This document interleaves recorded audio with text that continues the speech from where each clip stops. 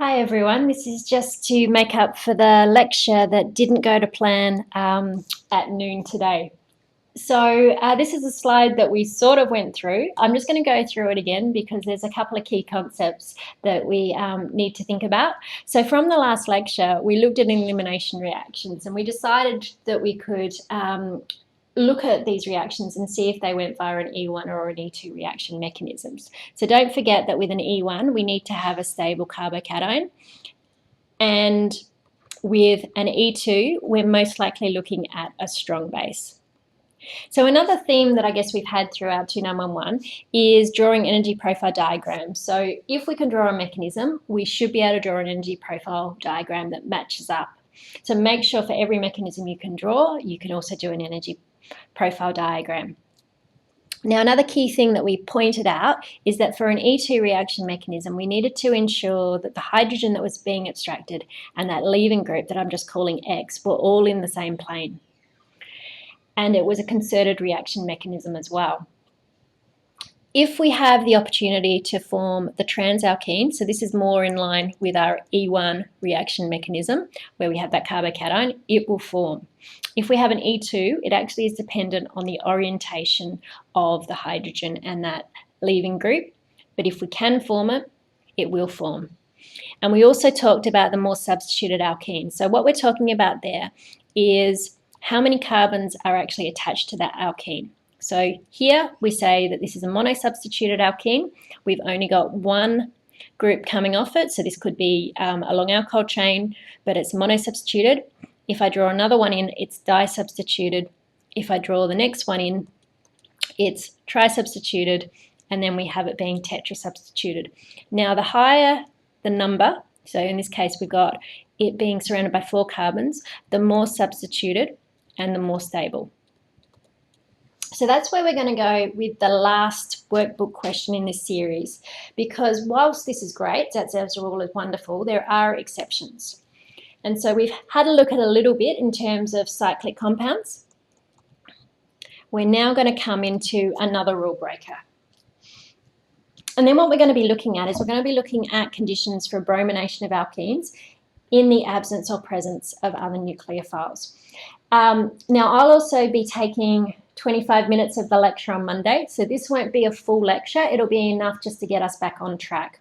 So this was the workbook question 16. So if you haven't had a look at this, then pause the video now and give it a go. I'm going to go through and put up those 4 options that we discussed in the lecture very briefly. Now, what we recognised was that the hydroxide is a strong base. So don't forget that I'm using a base here rather than a nucleophile to describe it because it's abstracting a proton. We also recognised that we had a secondary alkyl halide. So that doesn't really give us any clues because a secondary carbocation is reasonably stable. It doesn't tell us whether it will go via an E1 or an E2 reaction mechanism. But the strong base pushes us towards an E2. So we can straight away rule out A and we can straight away rule out B. So that leaves us with E2 for C and D. And now we need to think, I guess, a little bit more deeply. So in the question, we're told that the major product is A. Now, by Zatsev's rule, we know that the more substituted alkene is the one that predominates. So if I count up the number of carbons attached to this one, I can see that I've got one here and then I've got another one there. So this is a disubstituted alkene. If I count up the next, I've got 1, 2, 3. So this is a trisubstituted alkene. And this should be the major product according to Zatsev's rule. But you're told that it's not. So the question is, why is A, which is shown here, the major product? Now the reason it is the major product is because that alkene is actually now in conjugation with that aromatic ring. So you can see that each of the carbons in the aromatic ring are sp2 hybridized. And once we have that alkene in conjugation, we have this nice planar system where each of those sp2 hybridized carbons have a p orbital that contains 1 electron. I'm just going to draw them all around. And we don't have any sp3 carbons linking. So we call this a conjugated system, and these are more stable than systems that are not conjugated. You can see here that we have that sp3 hybridized carbon between them. So that means we've got some idea of why we've got A. And so if we think that what we have an E2 reaction, we have it forming due to a strong base, and now we know that it's due to that bond being in conjugation with the ring that we have formation of product A. All right, so here's a summary. Just make sure that you can work your way through it. And now what we're moving on to is the remaining section of this Topic 3 lecture series, which is the electrophilic addition to alkenes. So when we're looking at our alkenes, we know we have that sigma plus that pi bond. And so we know that we've got an excess of electrons there. And this is our nucleophile. And it's going to react with electrophiles. So let's look at something that we know from first year first. Let's have a look at an alkene reacting with an acid, so HBr or HCl, or even HI. So we have our nucleophile. We know that our H source is delta positive, and we have a delta negative iodo species in this case. So if we're thinking about the mechanism, we will have our electrons from our pi bond attacking that delta positive hydrogen, and if we've got the bond there rather than a H plus, we just have it broken to the I minus species. So I'll put that in because we need to think about conservation of charge. Now in this case, we have two hydrogens on our alkene to start with, so they are still present in the product, and we have our newly added hydrogen at the bottom, so that the one that doesn't have the hydrogen is now that carbocation. This positively charged carbocation is our electrophile, and so we have the negative charge from the iodo species attacking that positive charge to give us our product and our neutral species. Now you'll note in this case that we've got those square brackets, and so this is what the textbook does, but it's not a transition state, and so I would prefer you not to use them because we actually have a reactive intermediate and we don't want to get confused thinking it is a transition state. So for the next one, in a similar way, we will have our pi electrons reacting with our delta positive hydrogen. The electrons then flow to the chloro species and we get our negatively charged chloride. I'll draw in the hydrogens again so we can see where our new one is being added, and you don't need to do this in an exam, it's just so we can be really clear on where that hydrogen is going. And for completeness, we'll also remove those square brackets. So once we have our chloride, we have the lone pairs attacking that electrophile to give us our product.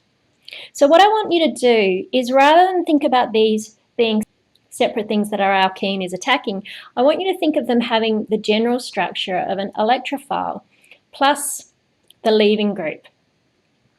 And so all that we have is electrons from our pi bond attacking the electrophile and our leaving group leaving. We then form a carbocation where we have added our electrophilic species to the carbon adjacent to the carbocation, and we then have a new nucleophile. Now, if that's the only nucleophile that's present in solution, it will react with our electrophile to give the product where we have added both the E and the X across our pi bond. So let's think about that in terms of workbook question 17. So the first one we're going to do is focus on the one on the left-hand side. So just pause the video here and give yourself a little bit of time to think about how you would add HCl to the alkene below, and also think about a mechanism. So here are 4 options of how we can form the carbocation intermediate and then what the desired product is. So we need to be thinking about here carbocation stability. So we're coming back to Markovnikov's rule. Which one is the more stable carbocation? And so in terms of our alkene, we're adding HCl, but don't forget we can equate that to our general structure where we've got our electrophile and our leaving group. So the hydrogen can add to the carbon at the bottom, which will give us those two carbocations, or it can add to the carbon at the top, which will give us the addition to C and D. We can immediately see that A is a primary carbocation, as is B, whereas C is a tertiary, and as is D. So we know that a tertiary carbocation will form in preference to a primary. Note that the Cl- adds to where the carbocation is. So if we're thinking about that Cl- now, adding to our carbocation, it's going to attack at this position. So that means the chloro will add to that position, which means that D is wrong and C is correct. So now I want us to focus on part B of this. So here we've got an alkene. We need to work out which carbocation is more stable and therefore where the hydrogen will add and where the chloride group will add. So again, stop the video, give yourself a little bit of time, and then we'll put up 4 answers. So here is the 4 options we've got in terms of the carbocation, and we've got the hydrogens added in the same place. So you'll note that we have our alkene, which I'll just do those 2 blue dobs so we can sort of see that we've got them. And if I draw in the extra hydrogens here as well, so we take it from a slightly different perspective,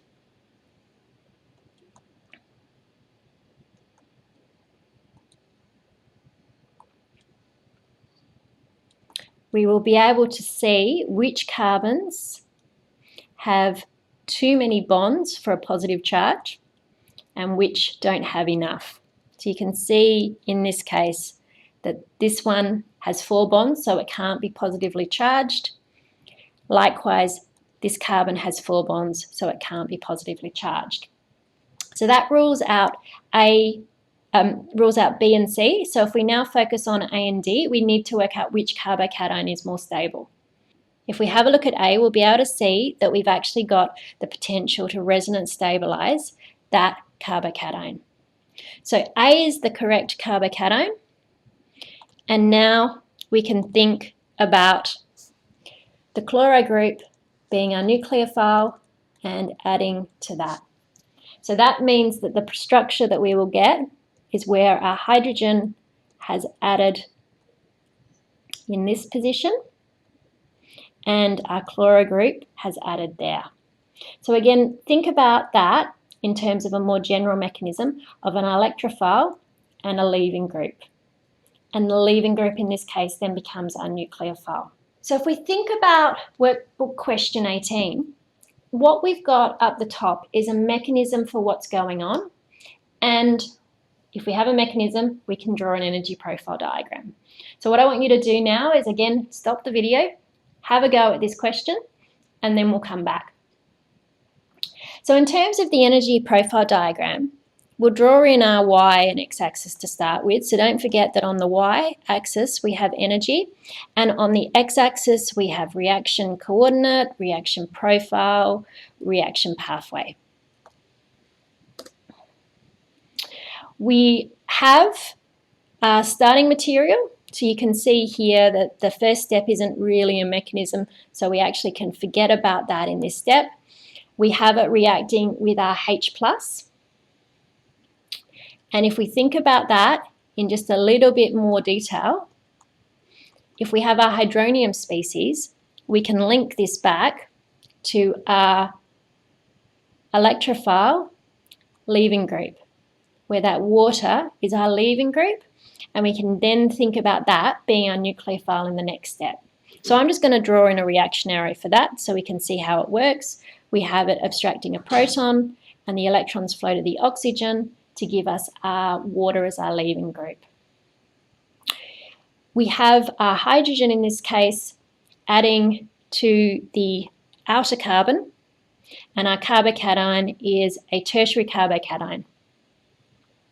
Our nucleophile water lone pairs will react with that carbocation to give us another intermediate, which is shown here, which is of course a charged species, and the last step is removal of that hydrogen to give us our product back there. So I can see that I have, let me see, intermediate 1, intermediate 2, starting material and product. So the product will be of lower energy than the starting material, and we know that the first step is our rate determining step, so we will have our transition state on the way to form intermediate 1 as our highest energy transition state in this. We then have our intermediate 1. We then have a transition state to form our intermediate 2. And that intermediate 2 is higher in energy than our starting material. And we have our last transition state, which will be of lower energy than that one, or else the reaction won't go forward, to give us our product. So this is about recognizing what's an intermediate, what's a transition state, and also the relative energies of the starting materials and products. And you can see that I've done a shorthand, but I've also put the code that we're using underneath the structures here. So we've looked at HBr, HI. Now I want to come to another one that we again touched on as an addition reaction in first year. And in this case, we're using bromine. But let's put this back to, again, our general structure of our EX.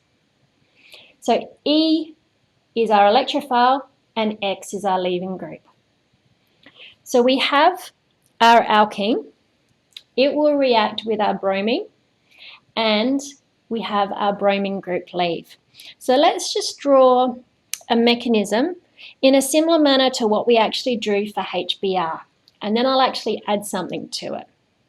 So we have our electrons reacting with our Br2. We have the electron flow towards that leaving group, and the product that we would get from this mechanism is where we have our bromine adding to one end. We have our bromide as our leaving group. So I'm just going to put a box around that so we can actually see that that one is the bromine that leaves.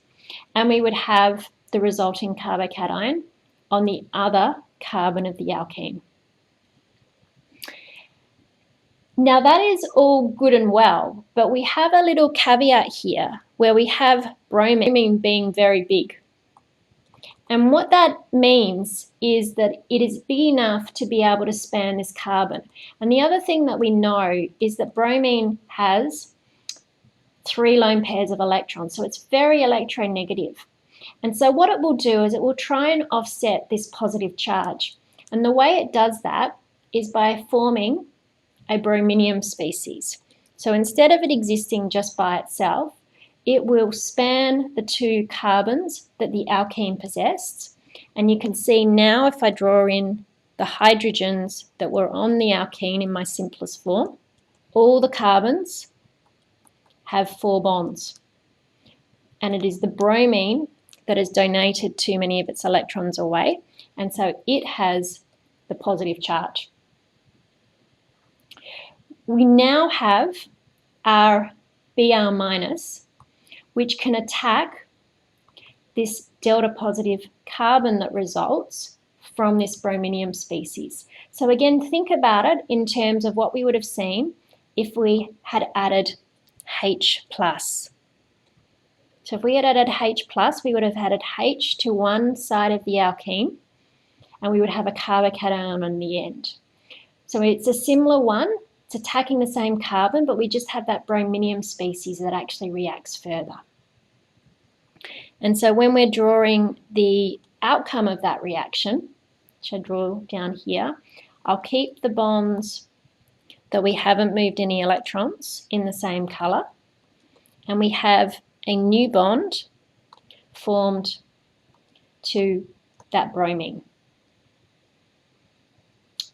So this occurs with bromine, and we also get chlorination. Now, in terms of iodination, it's reversible, and fluorine we don't try at all because it reacts explosively. So the next slide just goes through that mechanism again. And you can see in this case, we've actually added this extra mechanism to come down and show formation of that sigma bond to give that brominium species. Now, the other interesting bit here, and so this is known experimentally, that the bromo groups are anti to each other. So we can see we've got this sort of trans geometry, and we call that anti when we have the carbons being sp3 hybridized.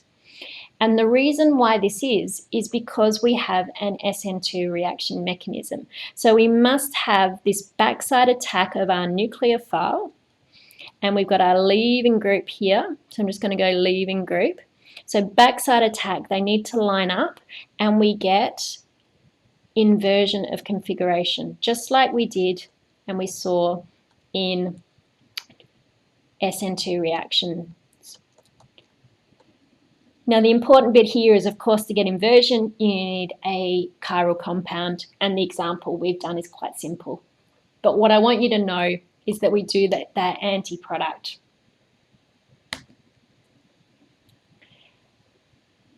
So another interesting thing here is we can have other nucleophiles in the system. So the nucleophile can be Br-, but we can also add an excess of other nucleophiles. So if we have a lot more nucleophilic of the other nucleophile of the bromine, it will actually react with the brominium species that forms. So we can have our reaction being done in methanol. Methanol is a nucleophile. In this case, it will react with our electrophile. And you can see here that we've actually got it adding at that tertiary center rather than at the other center, which is a primary center. So that's our primary alkyl halide equivalent. And the reason why it adds there is because the transition state for reaction at the carbon that I'm denoting in green gives a partial positive charge, which is, of course, if it went a little bit further, equated to a tertiary carbocation. Whereas if we had the other one, where we were having breakage of this one, we would have it being a primary carbocation. So it will react at the more substituted center, the more hindered center, to give the methanol at that tertiary carbon. So another example of where this can happen is if we have the ability to have an intramolecular reaction. We have our brominium species formed first, and I'm just going to draw in that other arrow to show formation of the brominium species. You can now see that we've got our carboxylic acid deprotonated. It's the carboxylate, and this is now the nucleophile for the next step. So we will have it attacking that more substituted or more hindered carbon, and it will have that backside attack because, of course, it is an SN2 reaction to give us our product where we have the cyclic ester or the lactone. So have a look at what else is in your reaction mixture.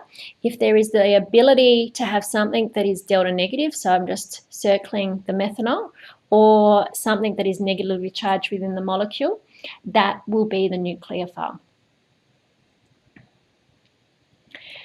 So here it's exactly the same that was on the previous. I'm just highlighting that it's attacking that more substituted or more hindered carbon. And I'll just put in some numbers as well so you can actually see where we're actually at. So I'll just start from this side. So 1, 2, 3, 4, 5, and 1, 2, 3, 4, 5. So you can see that we've got a new bond formed between the oxygen and carbon 2. So here we come to workbook question 19. Pause the video, have a go at it, and I'll put 4 potential answers on the next slide. So here are 4 potential answers. So what we want to do is we want to have a look at this structure. We need to work out what alkene starting material we're actually going to use. And then, of course, what conditions we'd use as well. So we know we've got to start from an alkene. We can see that the bromine has been added. And because we're in the brominium section, we can think that the precursor to it is likely to be the brominium species, like so. We now can see that we've also got to incorporate an OH group into our molecule. So it naturally stands that the alkene that is formed from this brominium species is the alkene that is external or exocyclic to the ring. So that means in terms of our options, we can rule out A and D. But if we were thinking about D or A, we would have the brominium species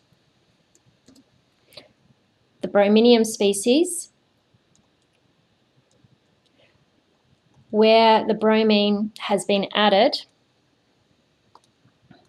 across that double bond and Br minus. And there's no way to be able to get a bromine at that external or exocarbon. So this definitely isn't right. So now what we need to think about is, do we want to do a reaction where our nucleophile is Br minus, in which case it's going to attack the more hindered carbon, and that would lead to the product shown there? Or do we want to have another nucleophile?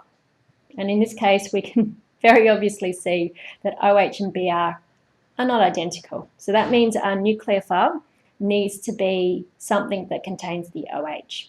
And in this case, water is it. So let's go through and just do a full mechanism for that so that we're all good in terms of knowing what's happening. So we have our alkene. It will react with bromine, which is our initial electrophile. So again, I'm going to draw you back to start to again think about it being E and X, where X is that leaving group. So think about it in terms of HX, because we've still got a very similar mechanism. We've just got that coming back so that we form the brominium species. And we have a positive charge on our bromine. We now need to have water present, so that is our nucleophile. We've lost Br minus, that's our leaving group, so that's our equivalent to our X above. We've now got an excess of water in there, so it's going to outcompete the Br minus. It's going to attack the more hindered carbon, so you can see that we've got our tertiary carbon there. And again, the reason is because as the bond, which I'm just going to draw in orange here, starts to break, we form a delta positive there, which is our tertiary carbocation equivalent. So the delta positive at that side is very favourable. We have an anti-attack. So think about this being the anti-product. So I'm going to draw it in that way, where we've got them being on opposites and we've got our charge there. And then we have Br minus, which can abstract a proton to give us our desired compound where we've added both the Br and the OH across that alkene. That's where we're going to end it, and we're going to continue it in the lecture, which is tomorrow.